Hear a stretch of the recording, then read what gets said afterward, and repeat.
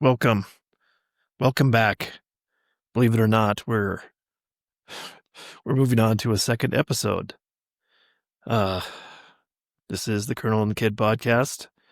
I'm Greg Heitmann, and I'm hosting the podcast, I guess. Primary host and only host.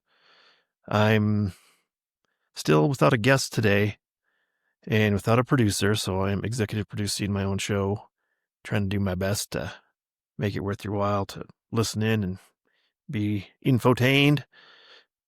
And I guess I should probably just go ahead and remind people why it's the Colonel and the Kid podcast, because um, this is the spine of my whole podcasting venture right now. It is about memoir of my grandfather, my mother's dad, Grandpa Hagen, as I knew him. A lot of people called him the Colonel because he was a colonel in the Army, Lieutenant Colonel, and people refer to him as a colonel as a sign of respect, and very, very proud of that fact that he was so well respected within his community in Siston, South Dakota, small town up in northeast corner of South Dakota. And I'm just trying to, I guess, document and preserve the memory of my grandfather so that it'll last forever in at least um, digital form. So I'm putting together this podcast based on my memoir and talking about each chapter and trying to challenge myself with my read aloud skills. And we'll be reading chapter 2 today out loud. And it's a pretty good one. I have some distinct memories of this that may or may not be true, because it's funny how we could trick ourselves into what we think are our memories. But I'm going to share them anyway.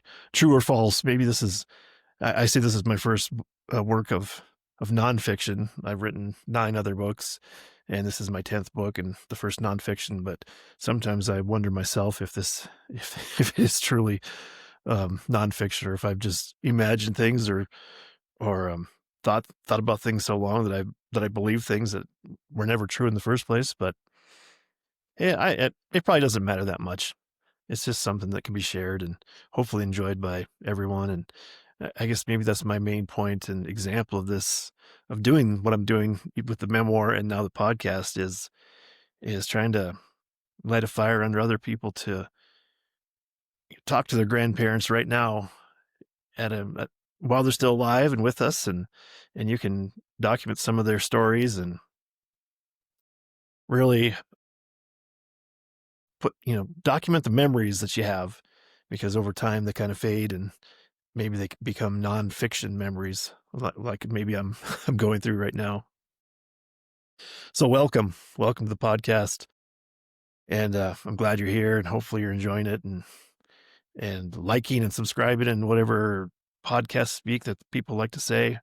Um, Please go ahead and share, and you can send me questions. You can email me at G_MANN_junior@yahoo.com if you have some questions and burning issues and corrections, maybe whatever it is that you'd like to share with me. And that corrections, that reminds me, I think I did misspeak on the first podcast when we're already having corrections on that. And I think at one point I said that the Colonel was my father's father, which that's totally incorrect. And I think that was even when I was reading it from my memoir. And I'm pretty sure it's not written that way. I don't know why I would say that, why I would read it that way if that was the case. I need to go check my notes on that, but I'm pretty sure it came out across as my father's father, but it's not. It's my maternal grandfather, Colonel Edwin P. Hagen Jr. And hopefully that's not adding to a lot of confusion to people. If if they're paying attention, and all of a sudden that comes up and it's like, what's going on here? Who's confused? I was confused, I guess. It's probably pretty obvious that it was my mother's father, because his name is Colonel Edward P. Hagen Jr. and my name is Greg Heitmann, so we have different names. So that would probably indicate that it's my mother's father. Got that cleared up, hopefully, and that correction documented. So I just was taking some notes, and I was, wanted to introduce things I had written down. Welcomed everyone. And for some reason, it just went into my mind with the German accent. My last name is German background. Heitmann, apparently, I think it's the interpretation is height is associated with wild, so it's a wild man. Maybe my ancestors were uh, just uncouth and uneducated and unsophisticated Germans that lived in the highlands of the German hills, and they were outsiders, so they were called Heitmen and the wild men of the area. So I I believe that's true. I think there was some research done on that and documented, but I'm not going to swear to it because who knows how accurate the research was. But you can just call me Heitman. So anyway, I was just thinking about that German background and how the Germans have a hard time saying, you know, the W, and they say welcome, welkomen. And I was doing some just Googling on that to see why that is. And apparently they just don't have that w sound and in their language. And so when they try to learn English, that just doesn't exist. So it turns into a V. So if they're trying to say wine, can I have some red wine? It's red vine. And that could be very confusing for a lot of English people. If they want a red vine, that'd be licorice versus a glass of red wine, fermented grape juice with alcohol. Anyway, um, I think it shows up, and I think probably lots of people, maybe comedians, have made, uh, you know, done comedy sets about that disparate pronunciation of letters we have, and being the typical American that I am, that we believe, I'm going to say that we believe the world revolves around America, so that everyone should speak English and they should speak it properly and well. And it's obviously not true that that everyone doesn't speak English. And um, I have a lot of respect for people that can speak multiple languages, because that's been a real difficulty for me in my life, trying to learn other languages. And I've lived in New Mexico for 20 plus years, and I've never learned Spanish. My brain just does not work that way, where I can learn a foreign language for some reason. It's really weird and frustrating to me that I just can't seem to learn that language, a different language. I mean, I can get some words here and there, but just to be able to speak it fluently and write it and understand people that don't know how to speak English and they only speak Spanish, it's just mystifying to me. So anyway, a weird tangent to start the show, the V and W controversy from the German language, and which to me is a weird question too that came to mind, is why do we call it W? Why isn't it a double V? Because it's not two U's the way we write it. It's a V connected to another V, so it's a double V, and we say W though. So English is probably very confusing to people that are learning it also. I've heard different arguments about how difficult it is to learn English, and then I've heard how simple it is. I think it's probably easy to learn the basics of English, but all the weird idioms that we use and all the weird, just the W and double versus double V type stuff that we learn as a child and grow up with, and a person that doesn't know English probably thinks that's just very confusing, looking you know looking inside from outside how the English language works. Anyway, I'll move on. I'm not going to dwell on that, and I wanted to get right into the reading of the Colonel and the Kid memoir, and it's chapter 2 today. So I'm gonna take a drink of water, get ready to do my reading. So it is chapter 2, and the subheading for chapter 2 is the age-old question. And it's the age-old question. If you're just listening to this, I'm trying to put air quotes around the word age, because this talks about age today. And each chapter I like to start with a quote. And the quote's from Victor Hugo. And today's quote is, quote, 40 is the old age of youth, 50, the youth of old age, end quote. And that was Victor Hugo. And I'm, I'm now 56 years old. So now I think about that. It's like, oh, okay. This quote had probably meant nothing. It probably means nothing to people that are 20 years old. It's like, man, whatever. But now it's like, yeah, I understand that very much so. Jump right in. I truly struggled to begin writing this memoir because I had no idea where to start. I was looking for a hook, something to grab you, the reader, and encourage you to stay with the story. This isn't that type of story. It isn't a roller coaster ride of emotional ups and downs. That said, I decided to start at the beginning. There may have been an opportunity to jump into this tale midstream and flash back and forth, but my documentation isn't a truly straight line account of the history. I'll try to do my best to make it work. This is my first memory of my grandpa. How old are you? I questioned Grandpa as we drove down the highway between Rolla, North Dakota, and Belcourt, North Dakota. As I write this, I had to look up what highway it was, and through the magic of Google Maps, it turns out that highway is U.S. Highway 281. That highway has an amazing connective tissue in my life, but I leave that subject for a later time. I will say that U.S. 281 has shown up near 3 places that I have lived, miles apart, first in North Dakota, then in South Dakota, and finally in Texas. It is amazing to me how a person's mind can still paint an image of the situation, even 47 years later. For me, there's a severe lack of detail to this memory, so much so that it becomes a fuzzy outline at the edges, and I doubt its actual existence. Did I just imagine it?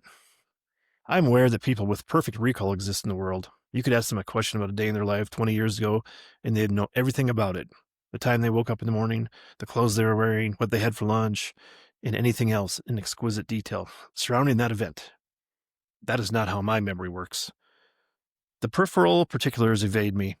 Details of my age-old question, in quotes, and Grandpa's answer have faded to nothing. Yet I remember Grandpa's answer after having asked the question to him, how old are you? I have led myself to believe Grandma and Grandpa Hagen were visiting on this particular occasion. We lived in Belcourt, North Dakota at the time. It was awesome to see them. It was special. For most of my childhood until age 11, we lived pretty far away from family. In Belcourt, we were 300 miles away, so seeing the grandparents was a special occurrence. As I review the timeline, this would have been around the time my younger brother Garrett was born. I speculate Garrett's arrival was the reason they had driven the 5 hours to visit, but this remains unconfirmed. It is not necessarily relevant to the story. Nonetheless, Grandpa and Grandma Hagen had come to visit us in Belcourt. I sit here and laugh out loud as my brain churns through the data. Modern and historic as I strain to make sense of how things in the past and present interconnect and why I can't even remember this minutia. As I write this, my niece Caitlin is expecting her first child. Her dad is Grady. Grady is my older brother and he happens to be 15 years old. 54 years old as I type this. So I sit here doing the math to see how my generation relates to Grandpa's generation when it comes to family production. When I first heard the news that Grady was going to be a grandfather, it instantly came to mind that he was going to be the new old-timer. It's the perfect transition of the title. But back to the story. I sat there, presumably buckled into the passenger seat of Grandpa's Plymouth. I'm not sure about the seatbelt. It was a different time, and seatbelts weren't the law. Actually, I probably should have been in the back seat if we were to follow today's safety standards. We were heading west down US 281 from Rolla back to our house in Belcourt. How old are you? I asked Grandpa, my face scrunched, my eyes squinting up to the man behind the wheel, truly wondering how old he might be. Why I was with Grandpa alone in the car is something that evades my memory. Looking back, the time frame would seem to fit the birth of Garrett, with my younger brother 5 years my junior. My guess is that we had too many people to fit in one vehicle, so we had to take 2 cars to a restaurant for lunch. The way it occurs to me now is that it was a dreary day, overcast, but raining, so there's plenty of visibility as we ease down. Not raining, so there's plenty of visibility as we ease down the open road. How old are you? Emphasis on old, I asked. Grandpa, without hesitation, replied to the roadside sign with a nod. I'm the speed limit. The coincidence of a 55 mile per hour speed limit roadway sign came into view. just over my sight line above the dashboard. 55? I questioned to a nod from Grandpa. I guess that satisfied my curiosity. That's all I remember about the trip back to the government house, which we lived. Belcourt, North Dakota, on the Turtle Mountain Indian Reservation, still holds a special place in my heart. The whole age question is really what inspired me to try to record thoughts of my grandfather, especially when I turned 50 years old myself a year and a half ago. It got me thinking about the numbers behind how old people were relative to the ages of my nieces and nephews compared to when I was their age. It's something you can't appreciate until you have matured, quote unquote, matured. In doing the math, I guess I was 5 years old when I decided to rudely ask Grandpa how old he was. What do you expect from a 5-year-old? Grandpa was born November 17, 1919. As I write this on November 14th, 2020, in just 3 days, we will still recognize the occasion of 101 years from the date of Grandpa's birth. It seems impossible. Time just flies by. Meanwhile, in just a little over 3 months, on February 25th, 2021, I'll be 52 years old, the same age Grandpa was when I was born. Weird. There's some deeper context to this story regarding the tumultuous 1970s, including the gas shortages that led to the reduction of the speed limit to 55 miles per hour in 1974. We came first full circle in 1996 when speed limits were raised. Can you imagine driving 55 miles per hour on interstate today?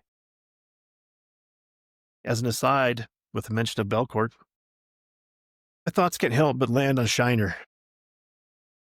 Shiner, the black dog that came with the government house we had. Government housing was an option my dad took as part of his job working for the Bureau of Indian Affairs. Shiner wasn't our dog. We were his family that happened to occupy the house in his territory. Another significant joy from that Belcourt home was the sandbox. Grady and I played in that sandbox for many hours. The sandbox grew and grew. What a spectacular day it was when my dad brought a fresh load of sand for us to shape and carve with our Tonka trucks to roll over and through. I'd be remiss not to include the creek, or the stream, as people know, depending on your accent. Crick, C-R-I-C-K, was Belcourt Creek that flowed behind the nurse's residence on just the other side of a street from our government house. The creek provided hours of adventures for 2 little boys.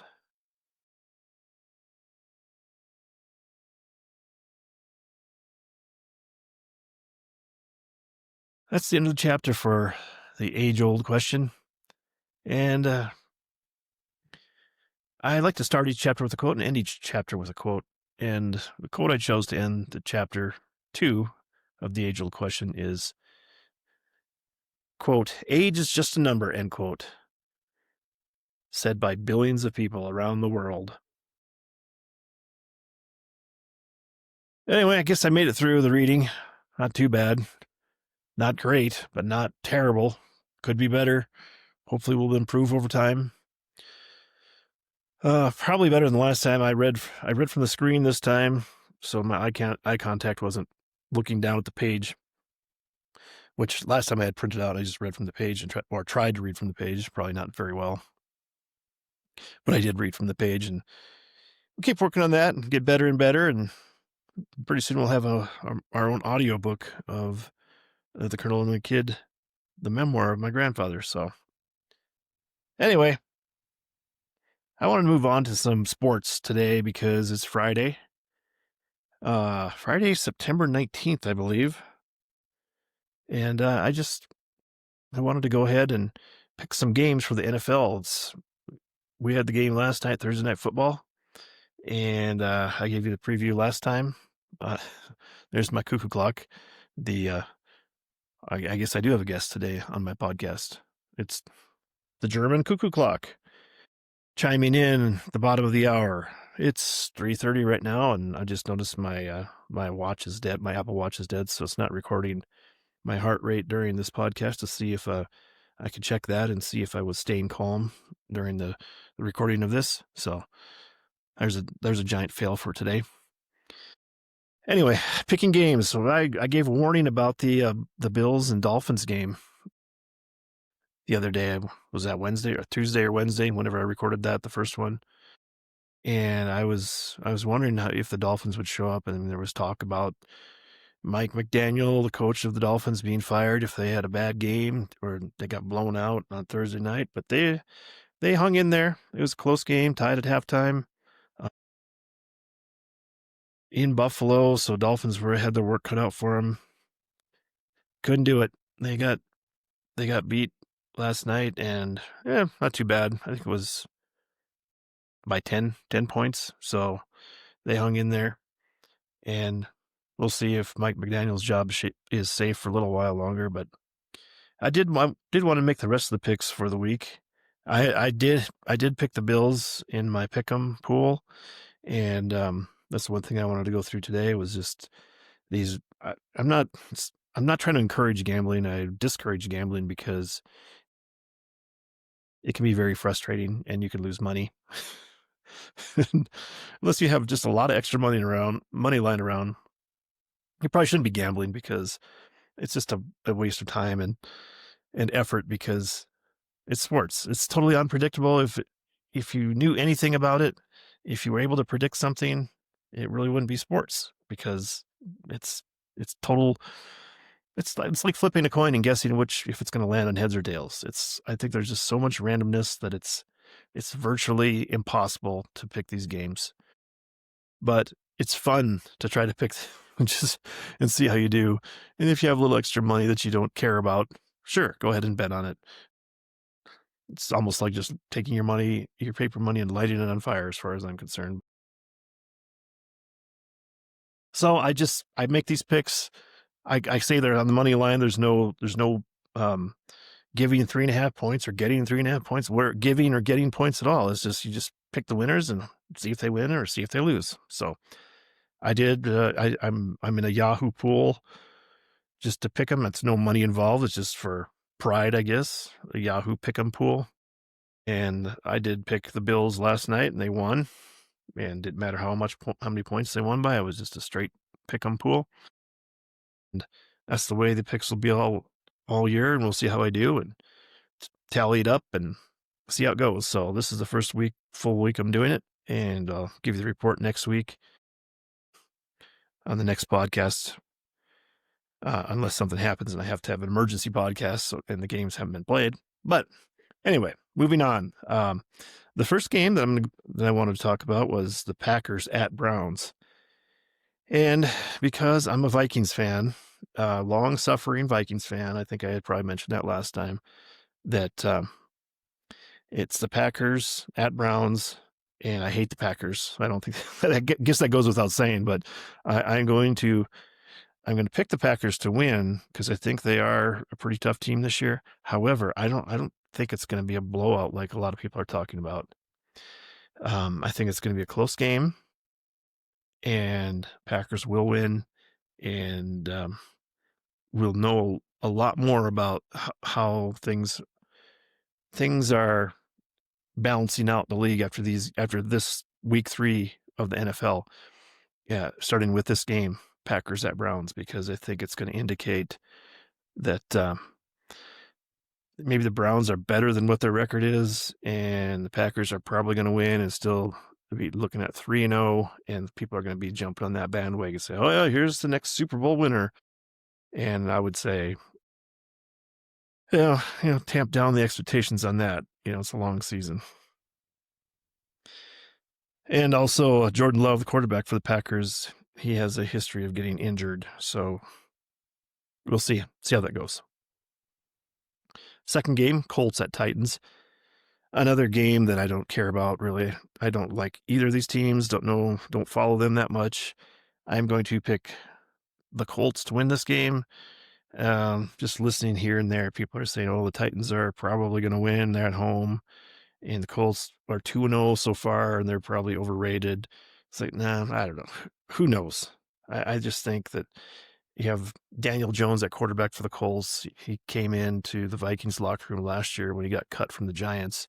Came in and was under the tutelage of Kevin O'Connell, the head coach for the Vikings, and he was able to probably pick up some good tips from the quarterback whisperer, they call him, the head coach for the Vikings. And So I guess sort of kind of root for Daniel Jones a little bit, if anything, just because he was a former Viking. The Titans are working with the rookie quarterback Cam Ward, and there's a lot of growing pains there. So I'm just sitting with the Colts on that one. Here we go. Here's my team, the Vikings. It's the battle of the backup quarterbacks. Cincinnati Bengals at the Minnesota Vikings, and Joe Burrow's hurt. JJ McCarthy's hurt. So it's the, I don't know, what do you call it? The also Rans going this week. Both probably, it might be a defensive battle with backup quarterbacks in there. Who knows? I'm not sure about all the other injuries going on, but do have probably two of the best wide receivers without their good quarterbacks in play. So you're going to see Jamar Chase for the Bengals, and you're going to see Justin Jefferson for the Vikings at wide receiver, and without good quarterbacks, maybe we'll see some of their diva personality come out. If they're not getting the ball enough or they're not throwing enough, we'll see. I'm picking the Vikings. They're at home. I mean, it's sort of just a coin flip. Steelers at Patriots.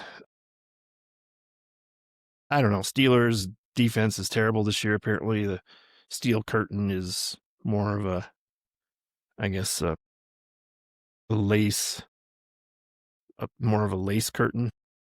They're allowing more points, and they got again Aaron Rodgers, from the origination from my hated Green Bay Packers, the rival of the Vikings. So I kind of cheer against him sometimes, a little bit. Well, not sometimes, most of the time.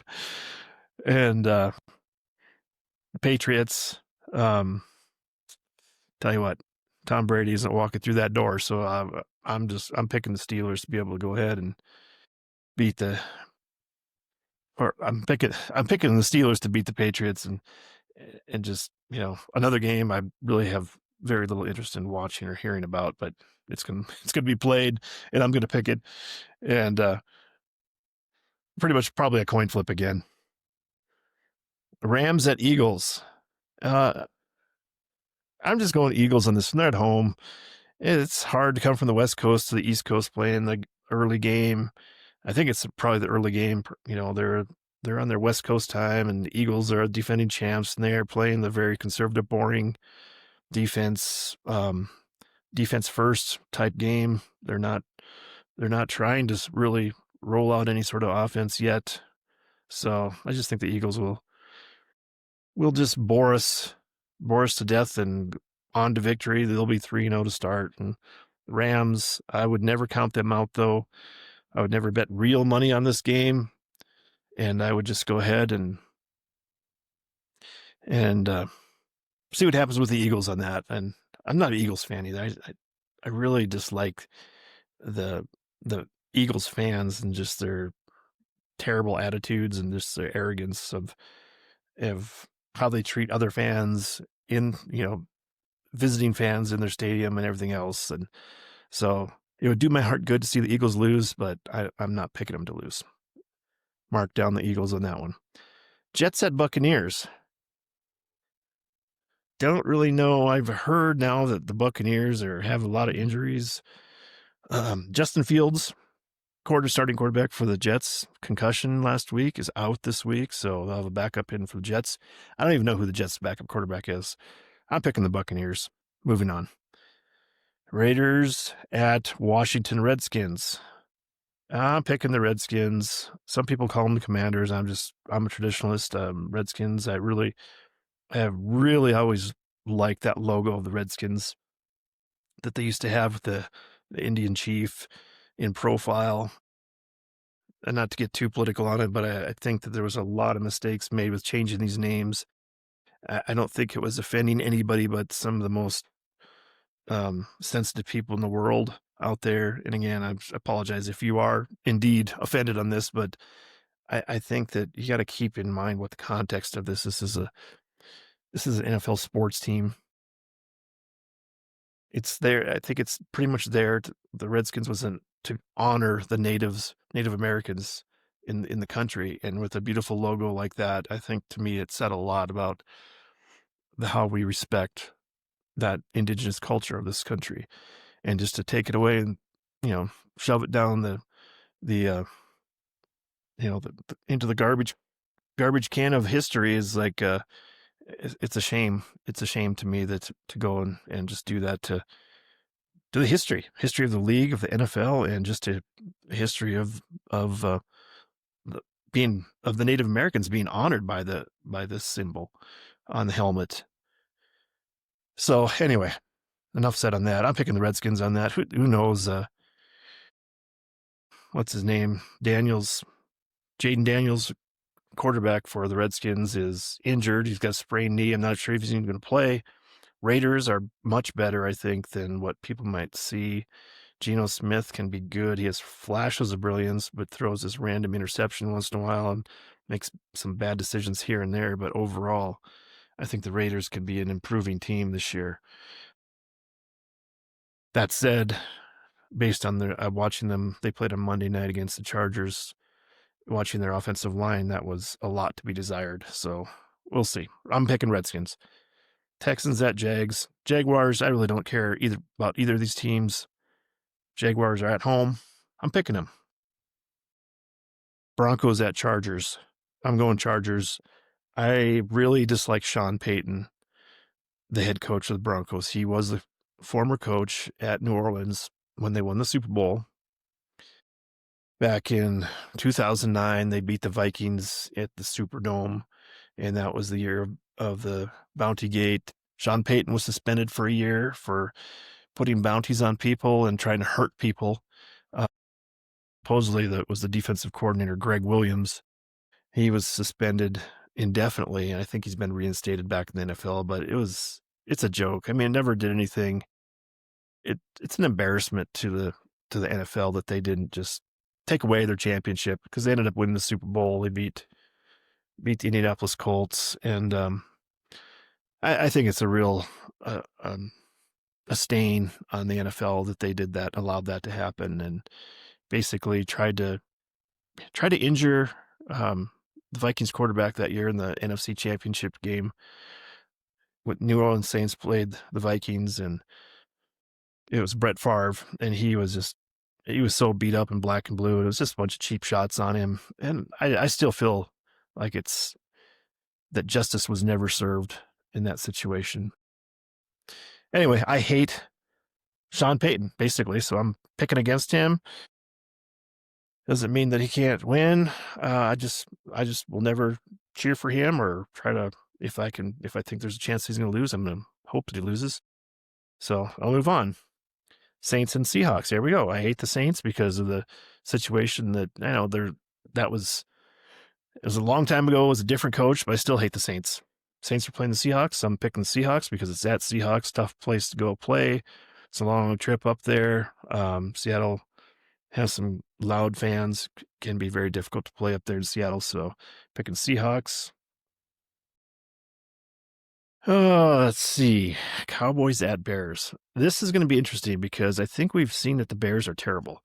Kings beat the Bears in a big comeback on the first Monday night game of the year.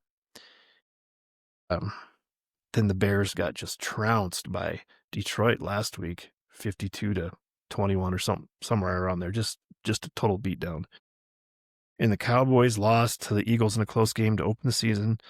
And then the Cowboys beat the Giants in Dallas.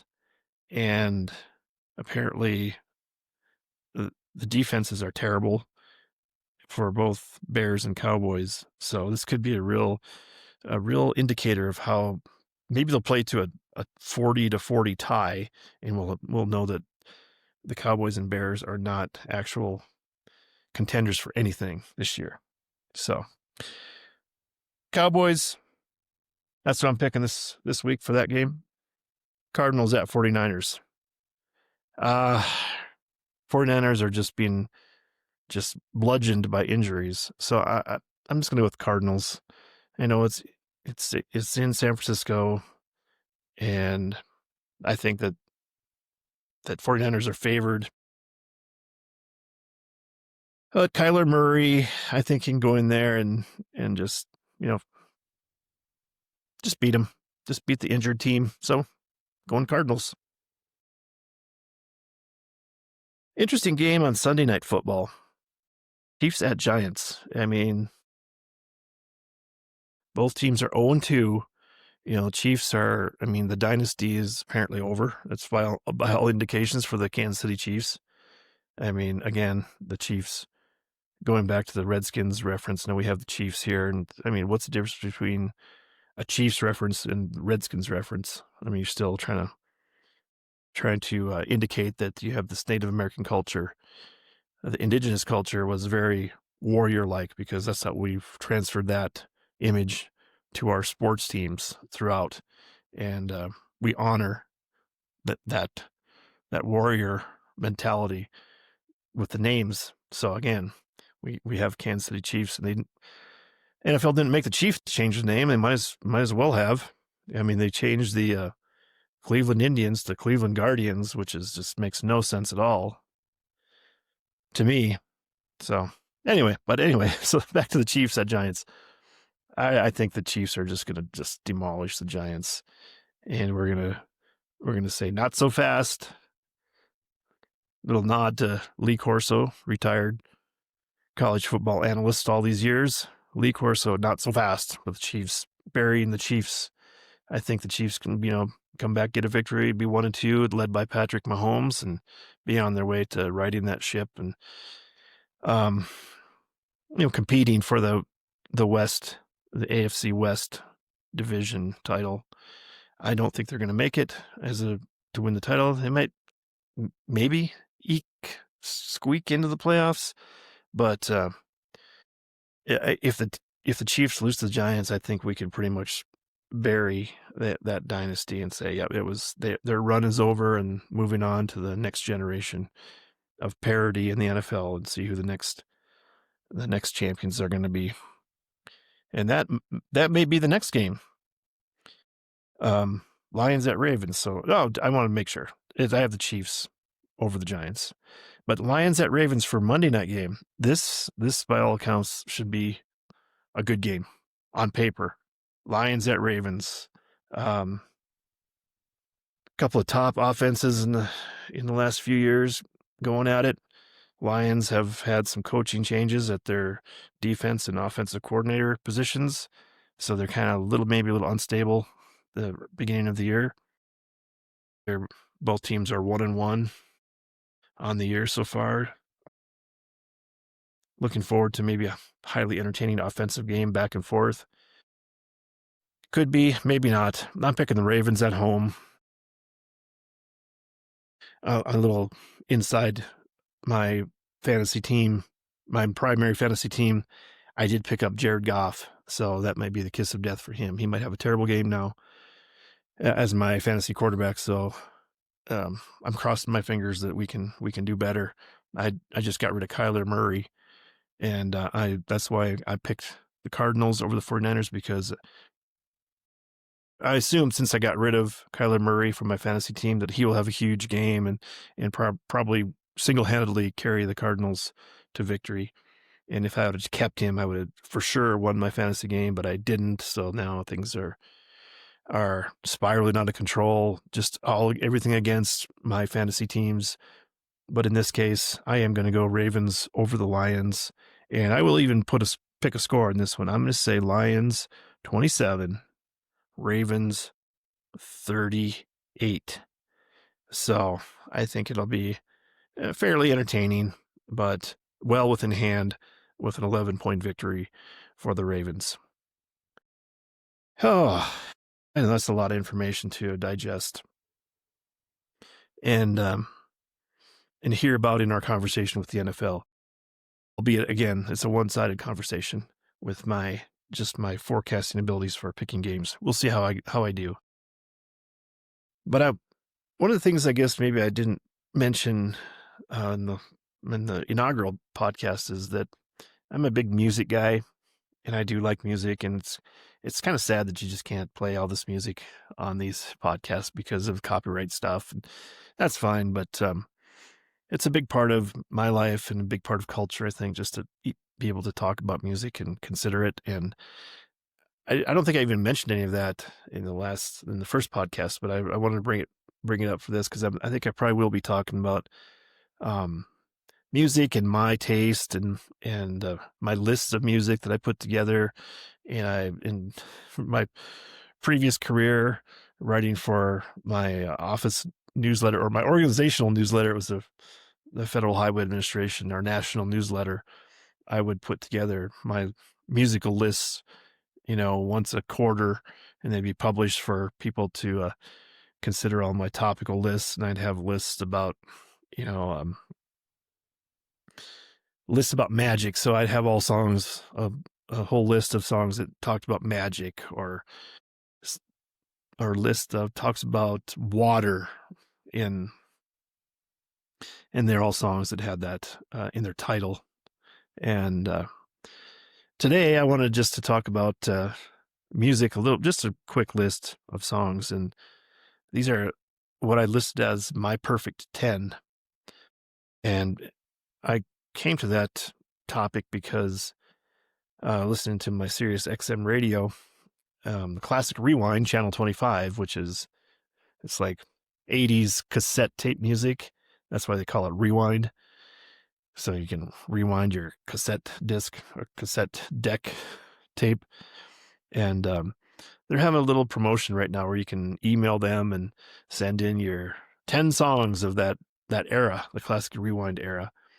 And that's been one of the main stations I've been listening to for the last 3 or 4 months, 6 months maybe.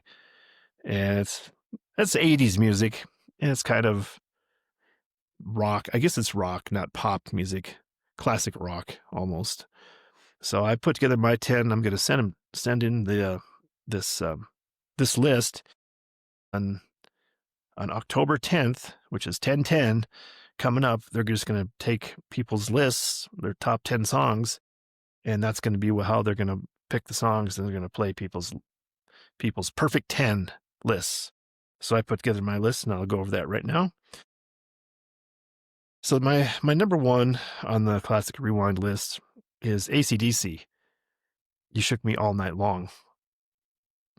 And just a quick comment on that it's funny that I guess maybe it's to describe a musical taste. I have I guess, a wide ranging, eclectic musical taste on for my songs I collect and that I buy. I buy songs still from iTunes and Amazon, and I actually own digital copies of them. I mean, it seems like most people, they've gone away from even buying anything. They'll use Spotify and have their lists that they create on that. And I don't know. I guess I curate my own lists of songs and music that I hear. And I do have Sirius XM subscription, so I do listen to that quite a bit in the house and then in my car. But um, for the most part, I like to own the songs, be able to put them together the way I like them in different orders and playlists and stuff like that. But AC/DC is kind of a weird outlier for me. It's more hard rock, and I would call the guy that he's singing his song, but it's more like screaming. But I don't know, it's still pretty good to me.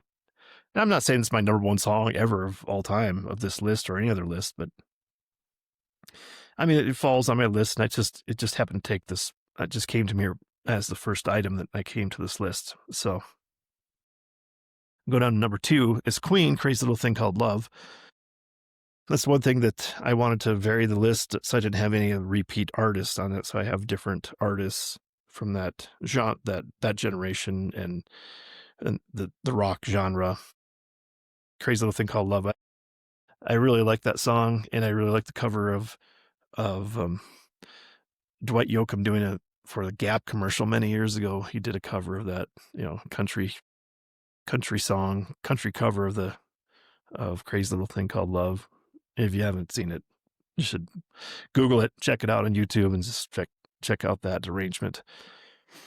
Number 3, Pat Benatar, Shadows of the Night. Like Pat Benatar, she's got quite a few hits.